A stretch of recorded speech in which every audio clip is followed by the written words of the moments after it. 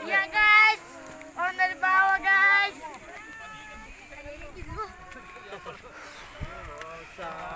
Masuk. Masuk.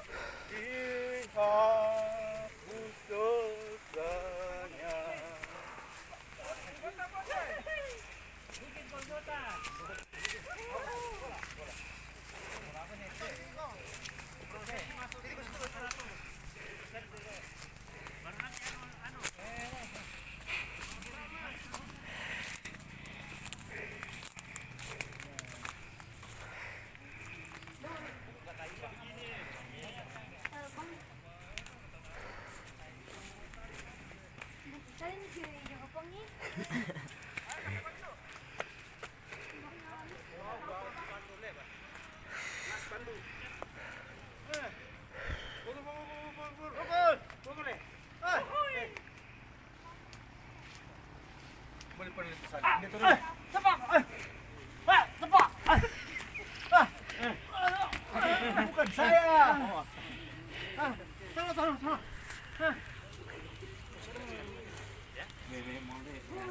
Sini bagus pasang salib. Ada lubangnya sini. Ada lubangnya. Iya. Pasang salib sini. Pak Heli, ya, siap disalib.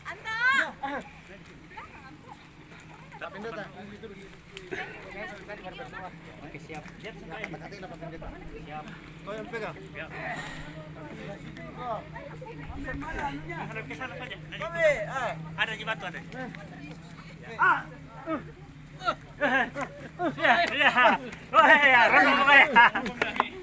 Biar. Baru disalib. Yuk, kami salib. Itu batu kasih masuk di lubangnya. Ripi bang nih. Pakai di kelangan. Syarah minum. Kena sedikit bang. Kami kita Pak. Kamu pegang anu, disalib dulu Pak ini foto. Ya begini Pak. Kasar turun sedikit tinggi. Hah? Dalam. Oke. Oh, ya.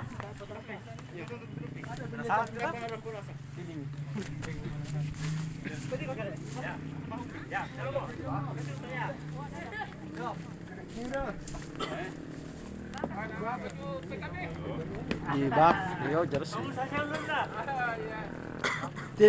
Tidak gondrong. Oh, tidak pakai kacamata Tuhan Yesus. Salibkan dia.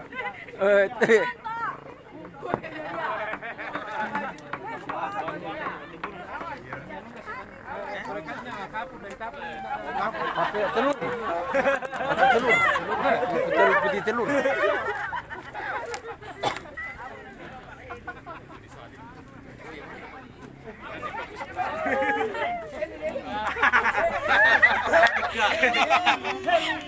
Lah. Eloi.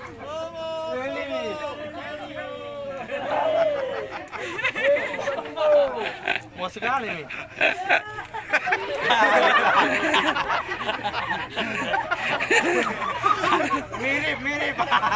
Mirip.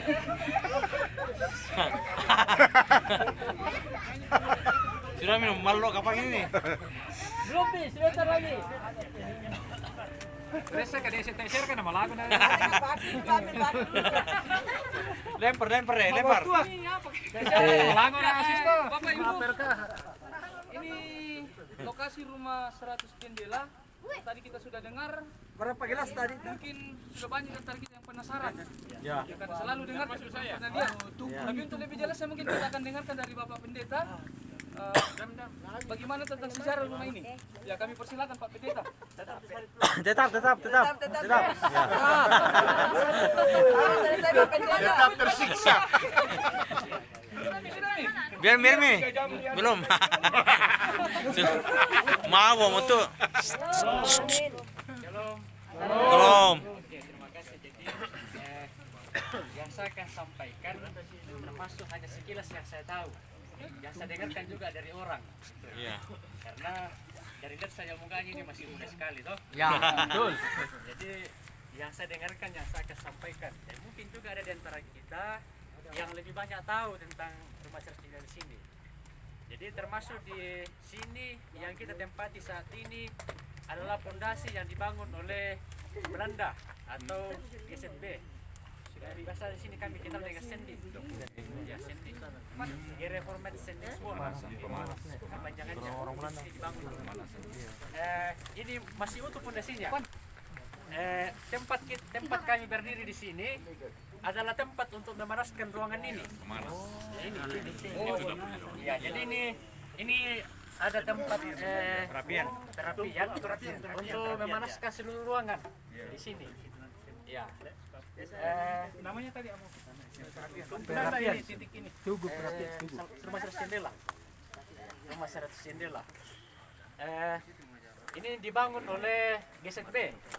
Di sini dulu boleh dikatakan bahwa gedung terbesar serongkong yang dibangun oleh GZB. Dan di sini juga tempat pusat penginjilan untuk Seko Rongkong sampai di Masamba. Ya.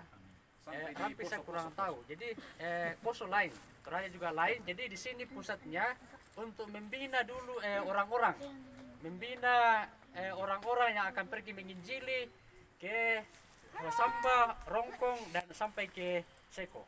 Rongkong dulu 3 klasis. Jadi sini dulu dibina, setelah itu disebarkan untuk melayani.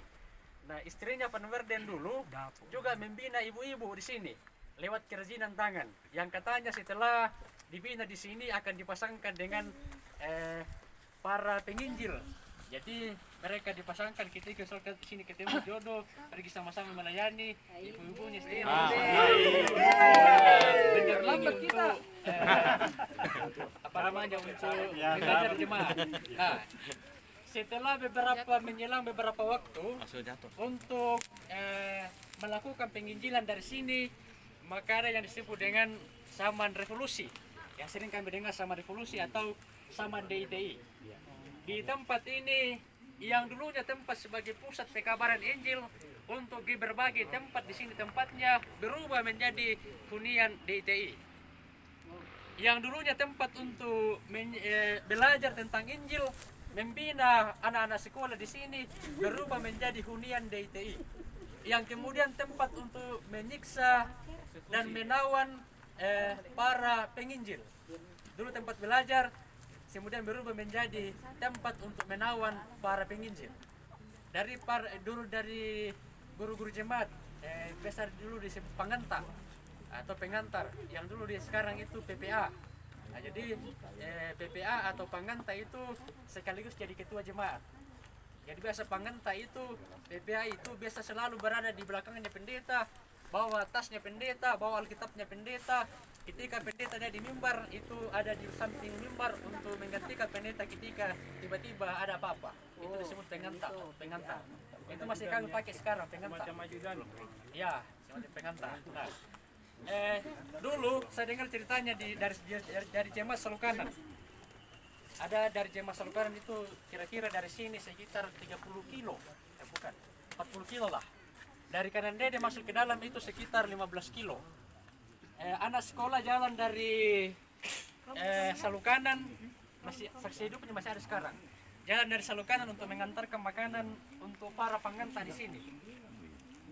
ketika ditawan, ketika masuk di dalam ada tempat memang untuk periksa makanannya digaru apakah tidak ada surat-surat atau yang mencurigakan di dalam makanan itu, kemudian dibawa masuk dikasih makan. Katanya ketika salah satu siswa itu dari selokan menuju ke sini untuk membawakan bekal makanan menuju ke sini, katanya sudah ketemu di jalan. Dalam bahasa terlain aku siste, karena ketika ada yang digotong itu berarti itu mayat lagi pada waktu itu. Iya, jadi misalkan para DIT itu pernah ketemu di jalan, kau siapa yang ikut Kristus langsung ditombak gitu, biasa ditombak kaki, biasa pakai yang tombak itu. Gitu. Jadi kadang katanya masyarakat itu orang Kristen itu hilang satu-satu dari keluarga. Makanya setelah melalui satu malam itu, ketika lewati itu mereka sangat senang sekali ketika masih bisa bangun dalam keadaan selamat. Jadi tekanan itu luar biasa.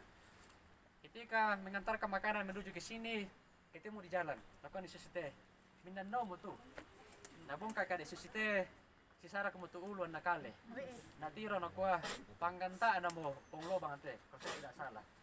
Sementara di perjalanan. Jadi di sini ini yang saya mau katakan di sini di tempat ini, di rumah Serasi Sendela ini yang kita tempati sekarang, yang dulunya disebut sebagai pusat penginjilan untuk tanah Rongkong, Seko sampai ke Masamba, berubah menjadi tempat tawanan untuk para penginjil, tempat untuk menyiksa para penginjil. Lalu kemudian dibunuh satu persatu. Lalu setelah itu Rongkong ini ditinggalkan, tempat ini dibakar. Tempat ini dibakar bersama dengan seluruh rumah-rumah warga. Lalu kemudian ditinggalkan. Jadi Rongkong pada waktu itu semuanya itu menjadi lautan api.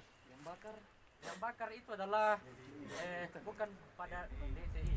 Yang saya dengarkan informasinya itu adalah dua simpang siur, ada yang bilang DTI, ada juga yang bilang masyarakat sendiri.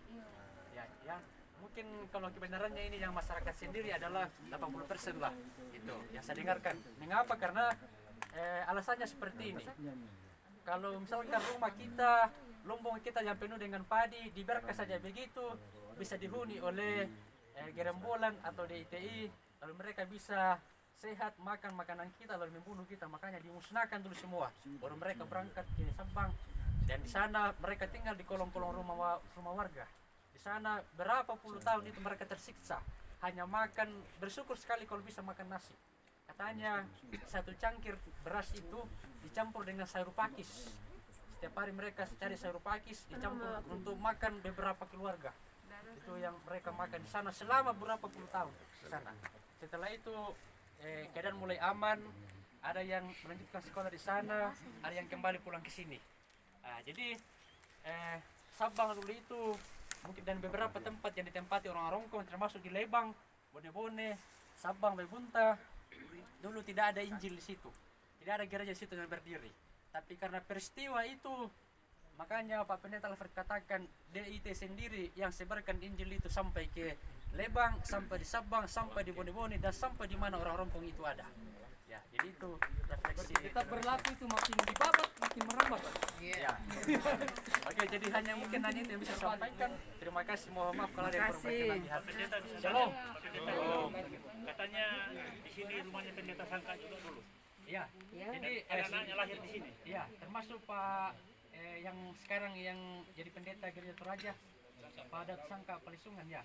Ya, itu lahir di sini. Katanya waktu mengalami waktu keluar dari sini itu dia digendong Pak pendeta itu. Dia lahir di sini. Setelah Pak Lumerde tinggalkan ini, katanya Pak Sangka itu di sini tinggal. Pak Daud Sangka tinggal di sini. Dan setelah itu anaknya, istrinya tinggalkan. Katanya disuruh juga keluar. Bilang, keluar Pak pendeta, di sini tidak aman. Dia bilang begini katanya, kalau misalkan masih ada satu jiwa di sini, saya akan tetap bertahan di sini menemani jemaat. Di sini katanya. Setelah itu dia dibawa keluar untuk dibunuh di Malangke sana. Ya, itu saya katakan tadi di sana. Orang yang bunuh dia itu dia dikasihkan hadiah. Karena di badannya itu tidak ada lagi sesuatu yang berharga, hanya ada cincin. Lalu dikatakan kepada orang yang bunuhnya, ketika engkau membunuh saya akan berikan kau hadiah berupa cincin emas. Gitu. Dan itu dia sangat-sangat senang sekali. Termasuk dulu para penginjil itu di sini ketika dibunuh, mereka sangat senang sekali. Ketika dibunuh dalam Kristus, mereka sangat senang sekali. Mereka meninggal itu dalam Kristus senang sekali. Itu beberapa cerita dari orang-orang tua ketika akan terjadi lagi pembantaian orang-orang Kristen, seluruh orang itu berkumpul dan katanya waktu itu sering terjadi gerimis ketika akan dibantai ini orang-orang Kristen yang dianggap sebagai penggerak dari kekristenan. Ketika akan dibantai, katanya itu seakan-akan nyawa mereka itu, kepala melayang mereka itu melayang ke langit bagaikan awan. Itu yang mereka saksikan. Itu. Dan saya dengar juga cerita dari Seko Tengah, karena di sini juga Kiseko, ketika Pak Pendeta Yahya Boong akan menerbitkan sebuah tugu tempatnya para martir itu, katanya ada beberapa orang itu yang melihat wajah-wajah para martir itu tersenyum pada waktu itu. Ya, itu luar biasanya. Ya, di sini Rongkong untuk tahu bagaimana tentang para martir itu. Ya, mungkin kalau kita mendengar itu akan sangat menyiksa sekali, tapi bagi mereka itu adalah sebuah keberuntungan, sama seperti Paulus. Bisa bersyukur sekali bisa mengambil penderitaan dalam Kristus.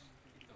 Amin, amin, Saya amin. senang sekali kalau misalkan saya pernah kesal kanan, saya terjatuh, orang bilang terjatuh saja, saya apa gitu, karena ini bagian dari penderitaan Kristus. Ada lagi yang mau ditanyakan? Saya jawab. Oke, masih ada? Satu lagi status. Status satu istri.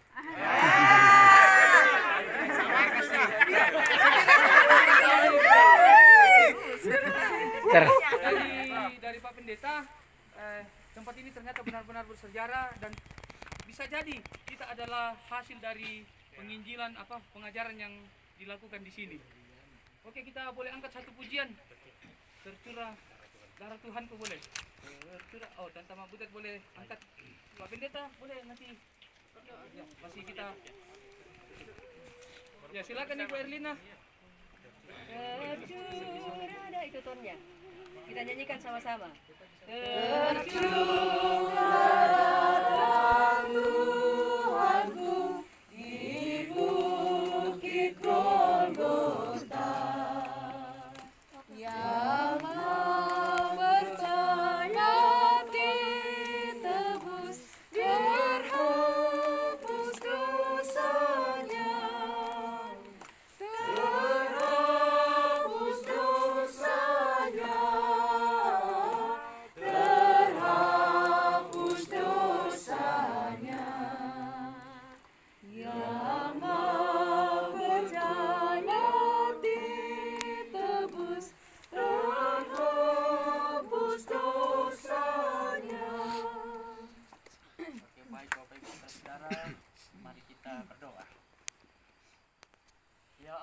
Tuhan kami, di tempat ini, di tempat yang bersejarah di sini tentang iman Kristen, kami menaikkan syukur kepadamu, di mana Tuhan boleh menghadirkan kami di sini. Kami boleh berefleksi di sini bagaimana penderitaan para pengikutmu di zaman revolusi. Terima kasih Tuhan. Harapan kami dari tempat ini yang bersejarah ini, kami boleh mengambil suatu makna untuk pertumbuhan iman kami, sehingga ketika kami meninggalkan Rongkong di sini, kami kembali ke jemaat kami masing-masing, ke rumah kami masing-masing. Kami terus merefleksikan, kami terus merenungkan tentang iman kami, sehingga kami boleh bersyukur dalam penderitaan Kristus dimanapun kami berada. Dan kami tetap senantiasa mengimani bahwa Engkaulah Tuhan dan Juru Selamat kami, dan Tuhan tolong kami untuk membagikan sukacita tentang kebangkitan-Mu itu kepada orang-orang yang kami jumpai dan yang kami kasihi. Terima kasih Tuhan Yesus. Ini syukur kami, permohonan kami yang kami sampaikan melalui anak-Mu Yesus Kristus, Tuhan dan Juru Selamat kami yang hidup. Amin. Amin. Oke, terima kasih.